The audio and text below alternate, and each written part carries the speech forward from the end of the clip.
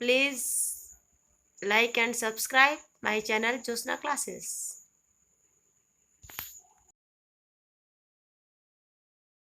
Good morning students. आज मैं आपको मजदूरी निर्धारण के सिद्धांत पढ़ाऊंगी। मजदूरी निर्धारण के 5 सिद्धांत होते हैं, ठीक है। मतलब मजदूरी निर्धारण के 6 सिद्धांत होते हैं, 5 मैं आपको पढ़ा चुकी हूँ। तो ये छठा सिद्धांत है जो मोस्ट इम्पॉर्टेंट भी है, मजदूरी निर्धारण का आधुनिक सिद्धांत, ठीक है। इसके बारे में आपको बताऊंगी। अब मजदूरी निर्धारण का आधुनिक सिद्धांत क्या होता है, ठीक है। मजदूरी श्रम की सेवाओं का मूल्य है, आपको पता है। जो भी आप श्रम करते हैं, ठीक है, उसकी आपको जो भी मूल्य मिलता है वह क्या कहलाती है? मजदूरी। अतः आधुनिक अर्थशास्त्रियों का मत है कि श्रम का मूल्य भी अन्य वस्तुओं की तरह श्रम की मांग और पूर्ति की शक्तियों द्वारा क्या होता है? निर्धारित होता है। समझ रहे हैं? मतलब अन्य शक्तियों से निर्धारित होता है, अन्य वस्तुओं की तरह। जैसे कोई भी वस्तु हम ले सकते हैं, ठीक है, उसमें मांग और पूर्ति दोनों इसमें इंपॉर्टेंट होती हैं। इससे पहले किसी भी अर्थशास्त्री ने जो भी 5 सिद्धांत हमने पढ़ लिए उसमें इस चीज का जिक्र नहीं हुआ है, ठीक है।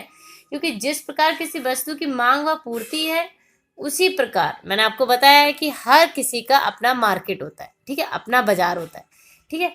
तो उसी प्रकार बाजार में जो श्रम का बाजार होगा, ठीक है, उसमें श्रम की मांग और पूर्ति भी होगी, जैसे हर वस्तु की होती है अपने बाजार में, ठीक है। तो मजदूरी निर्धारण का मूल्य के सामान्य सिद्धांत का ही ये क्या है? ये एक विशिष्ट रूप है। कौन से वाले सिद्धांत का? मजदूरी निर्धारण का मूल्य सिद्धांत, जो मैं आपको पढ़ा चुकी हूँ, ठीक है। अब इस सिद्धांत का सबसे बड़ी बात, जब मांग और पूर्ति आ गई है तो आप समझ रहे होगे कि इसमें आप पूर्ण प्रतियोगिता और अपूर्ण प्रतियोगिता दोनों के बारे में पढ़ेंगे, ठीक है।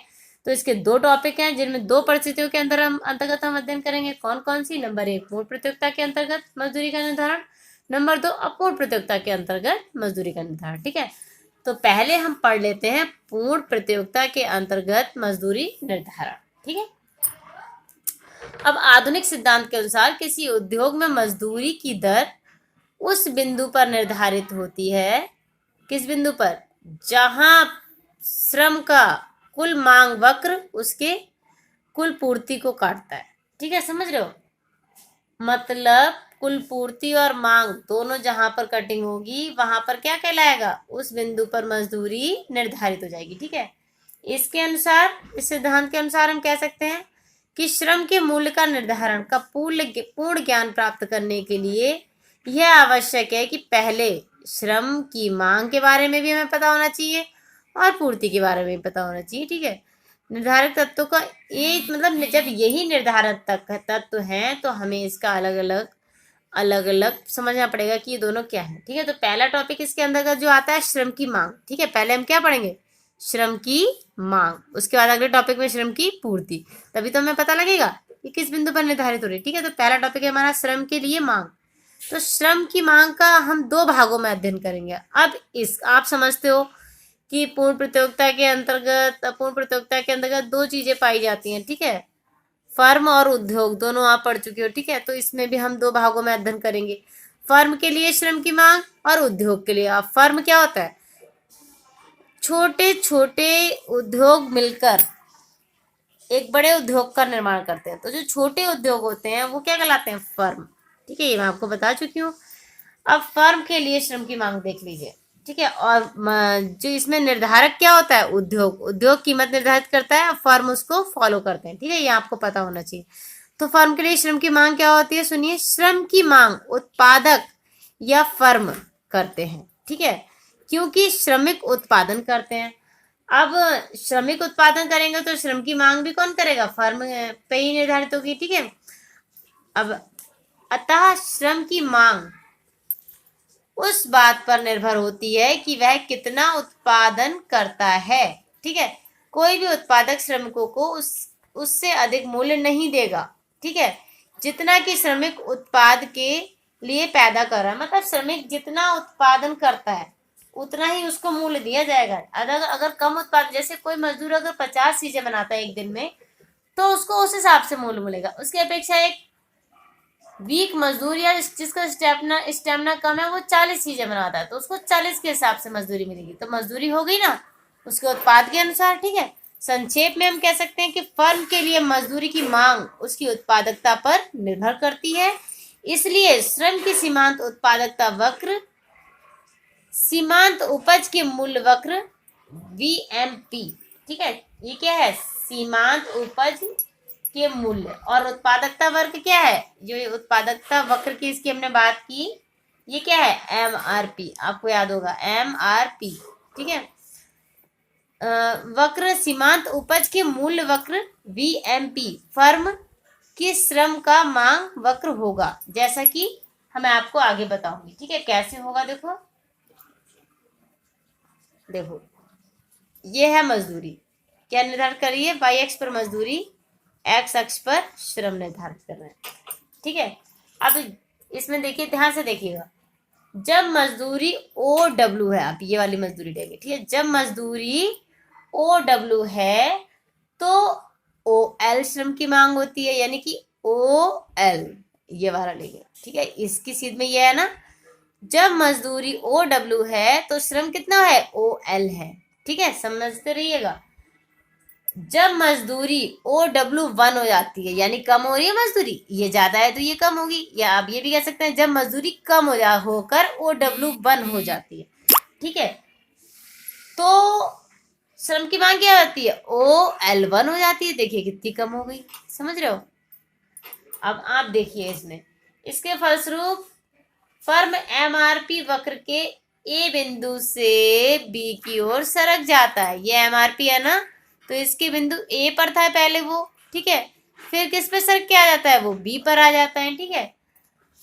अब आप इस प्रकार MRP क्या है, वक्र फर्म की मांग वक्र है, ठीक है, ये मांग वक्र हो गया। आप देख रहे हो गिरता हुआ महसूस हो रहा है आपको, मतलब मांग क्या हो रही है, घट रही है, समझ रहे हो आप। जब मजदूरी अधिक थी तब श्रम इतना था, ठीक है, फिर जब मजदूरी कम हो गई तो श्रम अपने आप ही ज्यादा हो गया, आप देख रहे हैं, ठीक है।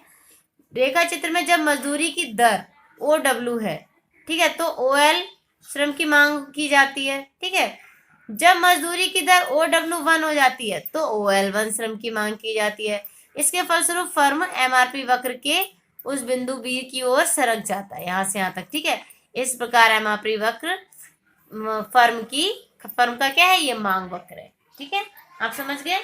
अब हम पढ़ते हैं उद्योग के लिए श्रम का मांग, ठीक है, ये क्या है, उद्योग के लिए श्रम की मांग।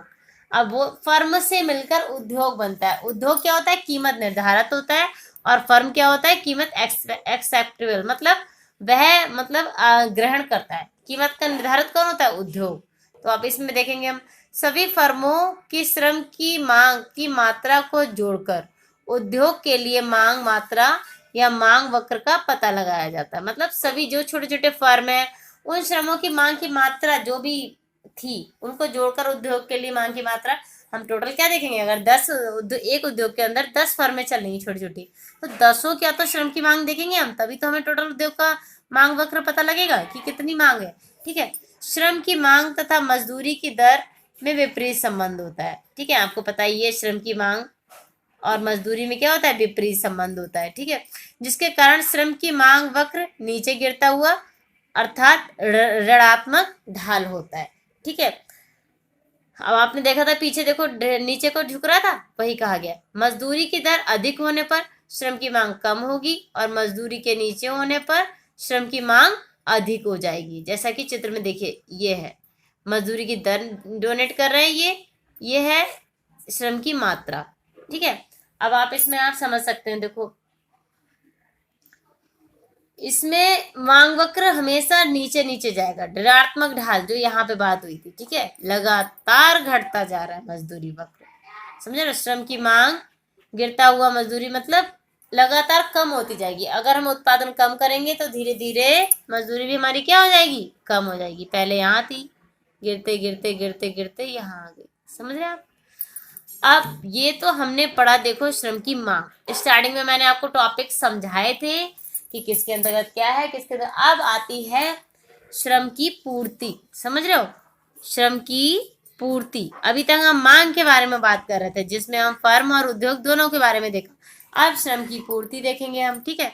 तो श्रम की पूर्ति से आशा श्रमिकों की उस संख्या से है जो मजदूरी की विभिन्न दरों पर अपना श्रम बेचने के लिए तैयार रहता है, ठीक है। मतलब श्रम बेचने का मतलब है कि वो कितनी भी दर हो, वो काम करने के लिए क्या होता है, हमेशा तत्पर होता है।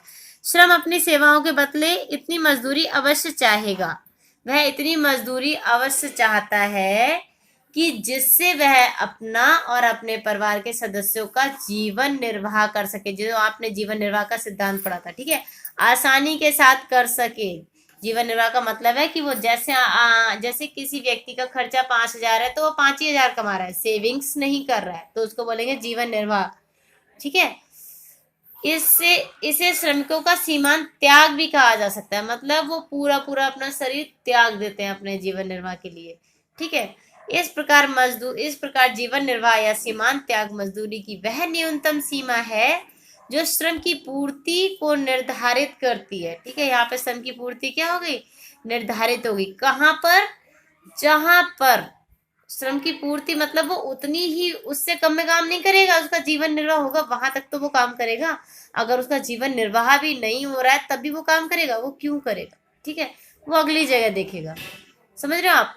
लेकिन वो कभी ये नहीं सोचता है कि उसको बचत हो, बस वो क्या चाहता है हमेशा, एक मजदूर, कि उसका जीवन निर्वाह हो सके। ठीक है, किसी उद्योग विशेष में श्रम की पूर्ति को प्रभावित करने वाले तत्व, हम तत्वों के बारे में पढ़ेंगे। ठीक है, कि कैसे कैसे उद्योग को तत्व भी प्रभावित कर सकते हैं। ठीक है, पहला तत्व है गैर आर्थिक तत्व।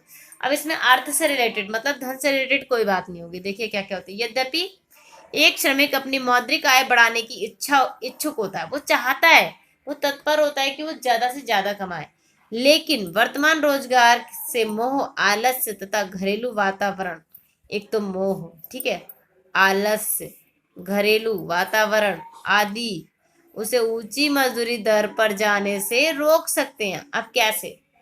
देखो, मोह, जैसे अगर ऊंची दर पे मजदूरी मिल रही है, घर से ज्यादा दूर है, तो उसे मोह आएगा, नहीं मैं घर के पास रहकर कम कमाऊंगा। ठीक है, आलस, अगर उसको 8 घंटे काम पे जितनी जितनी मजदूरी मिलती है, अगर उसे 12 घंटे काम करने पर उसे ज्यादा मिलेगी तो वो आलस की वजह से नहीं कर सकता है। ठीक है, घरेलू वातावरण, या उसके घर में ऐसा वातावरण नहीं है कि वो ज्यादा देर काम कर सके। ठीक है, तो ये सब दरें क्या रोक देती हैं उसे ऊंचाई पर जाने पे। ठीक है, इसके अतिरिक्त रीति रिवाज, ठीक है, कभी कभी रीति रिवाज भी रोक देते हैं अधिक मजदूरी की। तो सांस्कृतिक तथा सामाजिक परिस्थितियां, कभी कभी समाज रोक देता है। ठीक है, श्रमिक का, जैसे समाज कैसे रोकता है, जैसे कुछ गंदे या नीच काम जिन लोगों के लिए बने हैं, तो वो कभी भी एक आम रेपुटेटेड मजदूर उसको करना नहीं चाहेगा। वो व्हाइट कॉलर जॉब पसंद करता है, मतलब हमेशा स्मार्टनेस वाली जॉब, जिसमें पैसा तो कम हो भले को, लेकिन इज्जत ज्यादा होती है। ठीक है, तो ऐसी परिस्थितियां उसको प्रभावित करती हैं। ठीक है, श्रमिक का स्वभाव भी श्रम पूर्ति को प्रभावित करते हैं। कभी कभी श्रमिक खुद ही नहीं चाहता कि वो ज्यादा पैसा कमाए, वो चाहता है कि उसकी रेपुटेशन बनी रहे समाज में। श्रम पूर्ति को प्रभावित कर सकते हैं। श्रम की पूर्ति जनसंख्या के आकार, आयु वितरण, ठीक है, कार्य के घंटे व श्रमिकों की कुशलता पर निर्भर करती है। सब चीजें समझ रहे हो आप। जनसंख्या का आकार, आय का वितरण, आयु वितरण, कार्य के घंटे, कभी कभी कुछ मजदूर ज्यादा घंटे काम कर सकते हैं, कुछ कहते हैं नहीं हम 8 घंटे से ज्यादा जॉब नहीं करेंगे। ठीक है, तो और श्रमिकों की कुशलता, कुछ मजदूर 5 घंटे काम करके भी वो काम कर सकते हैं जो एक एक अकुशल मजदूर 8 घंटे काम कर कर भी नहीं कमा सकता। ठीक है, अब आता है नंबर 2, आर्थिक तत्व। कौन कौन से आर्थिक तत्व हैं जिससे मजदूरी क्या होती है, निर्धारित प्रभावित होती है? एक, उद्योग में श्रम की पूर्ति, व्यवसायिक स्थानांतरण। ठीक है, कभी कभी स्थानांतरण हो जाता है, उस पर निर्भर करता है। ठीक है, गतिशीलता, निम्न बातों पर निर्भर। और कौन कौन सी बातें हैं जिन पर क्या कहते हैं, गैर आर्थिक बातें जिस पर हमारा मजदूरी निर्धारित करती है। ठीक है, प्रभावित करती है। देखिए पहला क्या है, व्यवसाय में नौकरी की सुरक्षा, पेंशन की व्यवस्था, बोनस आदि लाभों का तुलनात्मक महत्व। मतलब सुरक्षा भी मिल रही हो, पेंशन भी मिल रही हो, ठीक है, बोनस आदि लाभों का मतलब तुलनात्मक महत्व। कभी कभी ये सब मिलने की वजह से लोग कम मजदूरी में भी काम करने को तैयार हो जाते हैं। ठीक है, श्रमिकों के वैकल्पिक उद्योग में उपलब्धि, कभी कभी क्या होता है, उन्होंने दूसरा विकल्प होता है उद्योगों का, तो उसमें क्या होता है, मजदूरी उनको वो अच्छी लगती है। ठीक है, एक जगह छोड़ के दूसरी जगह ज्वाइन करना। और नंबर 3, अन्य उद्योगों तक जाने पर परिवहन व्यय, कभी कभी जैसे अगर किसी को किच्छा में 8,000 रुपये मिल रहे हैं, आप ये मान लो, या कोई भी आपका लोकल एरिया है, वहां से वो दूर जॉब करता है जहाँ उसको 50 रुपये खर्च करके जाना पड़ता है, वहां उसको 15,000 या 10,000 मान लो मिल रहा है, तो वो कहेगा कि 2,000 तो मेरा खर्च हो जाएगा, मैं लोकल में ही काम करना पसंद करूंगा। ठीक है, अगला देखते हैं हम, कार्य अवकाश अनुपात। ठीक है, नंबर 3, कार्य अवकाश अनुपात समझ रहे हैं हम, मतलब बीच में गैपिंग। पूर्ति प्रभाव का महत्वपूर्ण तत्व 2 प्रकार है। ठीक है, प्रतिस्थापन तत्व, ये इंपॉर्टेंट है। प्रतिस्थापन तत्व होता है एक आय प्रभाव होता है इसी के अंतर्गत। ठीक है, कार्य अवकाश अनुपात के अंतर्गत। कार्य अवकाश का मतलब समझ रहे हो, बीच में छुट्टी लेने का जो भी चीज होती है। ठीक है, आप जैसी भी छुट्टी आपको चाहिए। तो प्रतिस्थापन तत्व ये सदैव धनात्मक होता है। सदैव धनात्मक मतलब पॉजिटिव। ठीक है, जब मजदूरी बढ़ जाती है तो श्रमिक स्वभावतः क्या अधिक कमाना चाहेगा। ठीक है, मजदूरी धीरे धीरे बढ़ रही है तो वो और अधिक कमाना चाहता है ताकि वह उच्चतर मजदूरी का लाभ कमा सके। वह अवकाश को श्रम से प्रतिस्थापित करता है। तो वह क्या करता है, अपनी छुट्टी, जैसे संडे की छुट्टी रेस्ट मिल रहा है तो वो रेस्ट नहीं करेगा, तो प्रतिस्थापित कर देगा अपने श्रम से, उस दिन का लाभ कमाएगा। मजदूरी में वृद्धि के कारण प्रतिस्थापित प्रभाव सदैव क्या होगा, जब वो एक्स्ट्रा ड्यूटी करेगा तो हमेशा धनात्मक, मतलब उसकी मजदूरी हमेशा बढ़ेगी बढ़ेगी। ठीक है, अर्थात मजदूरी में वृद्धि का कारण अधिक काम करेगा वो। ठीक है, क्योंकि उसकी मजदूरी बढ़ रही है तो वो ज्यादा से ज्यादा काम करेगा। अब अगला देखते हैं हम, आय प्रभाव। ये हमेशा ऋणात्मक होगा। ठीक है, ऋणात्मक मतलब निगेटिव, मतलब हमेशा मजदूरी इसमें कम होगी। अब कैसे होगी, दूसरी ओर जब मजदूरी की दर बढ़ जाती है, जब जैसे एक लेवल तक 2,000 से उसकी 10,000 पहुंच गई सपोज। ठीक है, तो श्रमिक की आय बढ़ने से उसकी आर्थिक स्थिति क्या हो जाती है, श्रेष्ठ। उसके घर में सारी चीजें हो जाती हैं जो जीवन यापन करने की, पहले वो जीवन निर्वाह करता था लेकिन अब ऐशो आराम की जिंदगी जी सकता है। तो वह अपेक्षाकृत अधिक अवकाश पसंद करेगा। वो क्या कहेगा, संडे को बैठ के मैं घर पे आराम से टीवी देखूंगा। ठीक है, पसंद करता है। यह मजदूरी में वृद्धि के कारण आय प्रभाव हुआ। समझ रहे हो, वो संडे को नहीं गया ड्यूटी, या मतलब आय का प्रभाव पड़ गया उस पर, यह ऋणात्मक होता है। अब वो संडे को नहीं गया तो वो उस दिन की सैलरी नहीं पाएगा। ठीक है, तो ऋणात्मक हो गया, मतलब उसकी सैलरी कम हो गई।